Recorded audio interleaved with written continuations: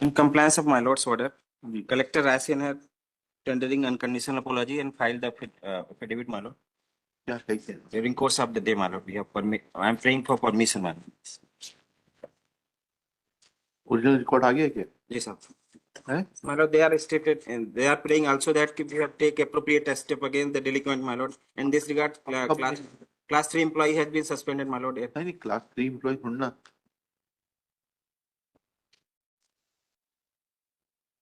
क्या कहा आपके कलेक्टर ने कहाँ है तहसीलदार साहब आपके Yes, sir. ओरिजिनल रिकॉर्ड आ गया ना जी साहब, उस चीज के लिए क्षमा प्रार्थी हैं वो, उन्होंने नहीं क्षमा प्रार्थी नहीं है आप लोग चीजों को डायरेक्टली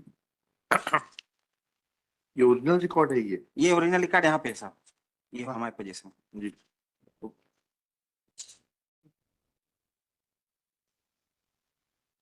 ठीक है कॉपी दे दीजिए इनको एक फोटो कॉपी करा कर सुनेंगे फिर सब। एक छोटा सा मामला है, आप आदेश करें तो अभी निराकृत हो जाएगा। क्या बताइए 2 मिनट में बताइए सर।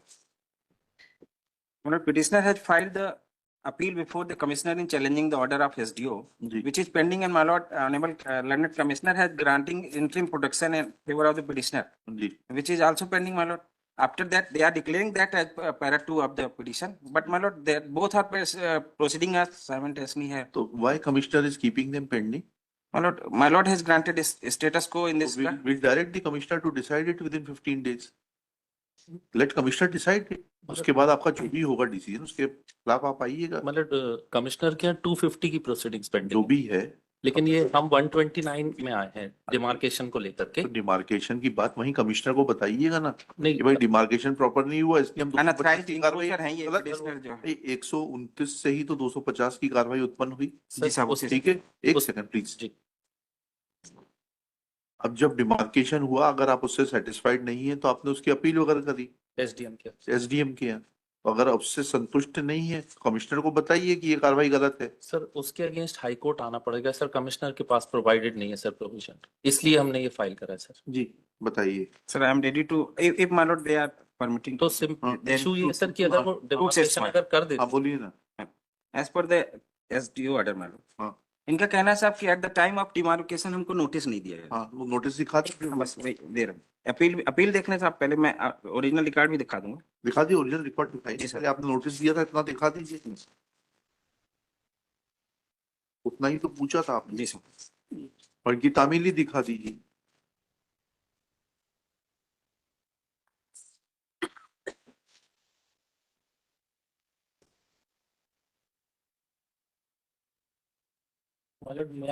सबमिशन। हाँ एक मिनट रुक जाइए, रिकॉर्ड देखते हैं।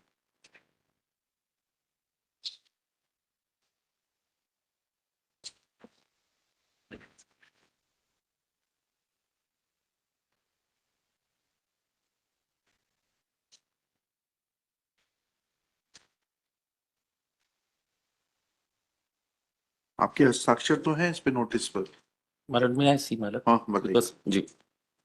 Because as per instruction, my lord, this notice was not served upon me. I was not aware about the demarcation proceedings, and this is my first ground, my lord. Second thing, that the demarcation application was not there in the format. The demarcation report was not in accordance with law. Third thing, that the order passed in the demarcation proceeding was not in accordance with section 129(4). These are my 4 grounds. Okay. लेकिन आपको तामील है, ये sign हो रहे हैं आपके। मैं आप चाहें तो इसको मैं अभी वेरीफाई करूँ। सर ये अपील में इन्होंने लिया है, देख लिया हमने, अपील में भी मिला लिया था, इनका इस पे मिला लिया था साइन। जी अपील में भी लिखा है इन्होंने कि हम उपस्थित हुए उस दिन, आपत्ति ली कि नहीं उपस्थित नहीं हुए, लिखा है मैंने। आपके हस्ताक्षर हो रहे हैं, देख लीजिए। और यही हस्ताक्षर वकालतनामे पर है और रिट पिटीशन के। मैं अभी चेक कर लेता हूँ सर। आपका पक्षकार आपको सही बात नहीं बता रहा। जी सर, प्रोबेबली ये हो सकता है सर।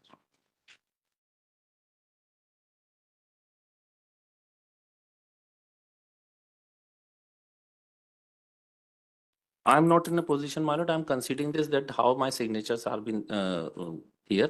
First thing, इसका तरीका ये जी, ये अब आपके सिग्नेचर्स हैं, ठीक है ना, मतलब ये डिमार्केशन का नोटिस आपको था। जी, अब ये पहली चीज हो गई। जी बस उसके अलावा बाकी कोई चीज नहीं, वो सब टेक्निकलिटीज है, फॉर्मेट है कि नहीं है, क्या है? नहीं, मैं इसमें ये 129 का एक मिनट प्रोविजन पढ़ दूं माय लॉर्ड। हाँ पढ़िए। इफ माय लॉर्ड पढ़ हाँ प्लीज पढ़िए। 129(4) says on the receipt of the demarcation report. First thing that subsection 2 says the revenue inspector on Nagar Sevak so deputed shall after giving notice to the parties interested including the neighboring land rivers, और ये इस तरीके से demarcation करेंगे, इसके rules बने हुए हैं।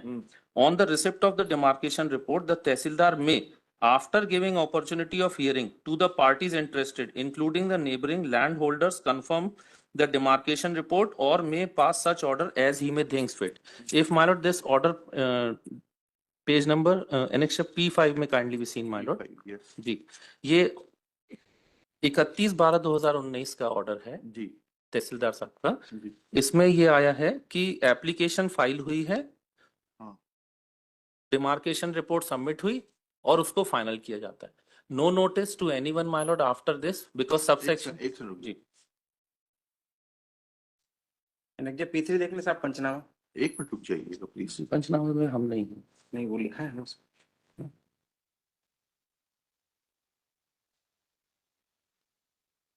P3 में क्या लिखा है? जी हम निम्न हस्ताक्षरकर्ता कृषकगण ग्राम सो के होकर तस्दीक करते कि आज दिनांक 19/12/19 को राजस्व निरीक्षक दोहरगंज सो खसरा नंबर 160 3.64 हेक्टेयर का सीमांकन सभी पड़ोसी कृषकों को विधिवत सूचना द्वारा सूचना उपरांत मौके पर विद्यमान सीमा चिन्हों की सहायता से कर कृषकों की चतुर सीमाएं समझाई गई एवं खुटिया। आपके तहसीलदार साहब क्यों लिख रहे हैं 31/12 को प्रकरण RCMS में पंजीबद्ध हो? मतलब 31/12 को आवेदन पत्र प्राप्त हुआ तो उसके पहले कैसे हो जाएगा नहीं, डिमार्केशन? आवेदन तो ये पढ़िए है ना। पहले P5 तो पढ़िए। एनेक्जा P1 इज द आवेदन। P5 तो पढ़िए प्लीज, ऑर्डर शीट तो पढ़िए P5 की। आपके तहसीलदार साहब जो RCMS बैकडेट पहले बाद में दर्ज होता है, पहले आवेदन के। तो ये आवेदन था तो उस समय क्यों नहीं करते? हाँ पहले आवेदन आएगा फिर दर्ज होगा, उसके बाद में डिमार्केशन का नोटिस होगा। आवेदन दिया बलवान सिंह ने, RCMS में इस दिन क्यों दर्ज हो रहा? 31 को लिख रहे हैं तहसीलदार साहब, सब काम बैकडेट में चल रहा है। I am praying to request. और जो P4 का है दोबारा डिमार्केशन कराइए। सिर्फ इतने इशू। हाँ हो गया, देखिएगा in the teeth of annexure P5 which clearly reveals that the then Tehsildar Goharganj was undertaking proceedings in a back date as is evident from annexure P3 Panchnama in as much as on 31/12/2019 Tehsildar Goharganj had directed to record the case in RCMS, then there could not have been any demarcation on 19/12/19 prior to registration of the case on application of Jasodi Bai, widow of Bhogiram, Dhanvanti Bai, Chauhan Singh, son of Bhogiram, full stop. Thus, it is evident and admitted by learned government advocate, assisted by present Tehsildar Shri, आपका शुभ नाम बताइए? Hemant Sharma, that the demarcation which was carried out on 19/12/2019 before registration of the case was a bogus transaction, full stop. Therefore, said demarcation is set aside, full stop. Parties are directed to appear before the तहसीलदार। अभी तो अप्रैल तक demarcation होगा नहीं, फसल खड़ी होगी जमीन पर। अभी खड़ी है कि नहीं खड़ी? TSM मशीन से कर देंगे सर। हैं? TSM मशीन से कर देंगे sir. Parties are directed to appear before the tehsildar on 16 December 2024 where tehsildar shall carry out demarcation of the necessary land through TSM machine, full stop.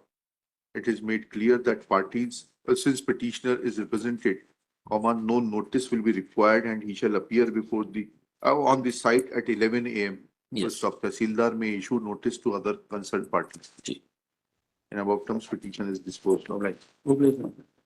आप लोगों के कारण कितना तकलीफ होती है, कोर्ट का कितना टाइम बर्बाद होता है, देखिएगा।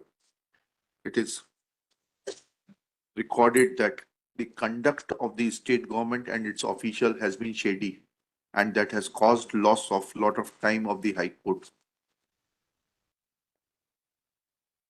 Since Tehsildar has changed, कब से हैं आप शर्मा जी? 15 मार्च 2024 से सर। हाँ, has changed. This court is not imposing cost, but the fact is that concerned Tehsildar, who was posted on 19/12/2019, should be punished, for which collector will initiate action in consonance with the General Administration Department / Revenue Department, Government of Madhya Pradesh, and furnish a report to the registry of this High Court to be placed before this court in a sealed cover within 3 months. Okay.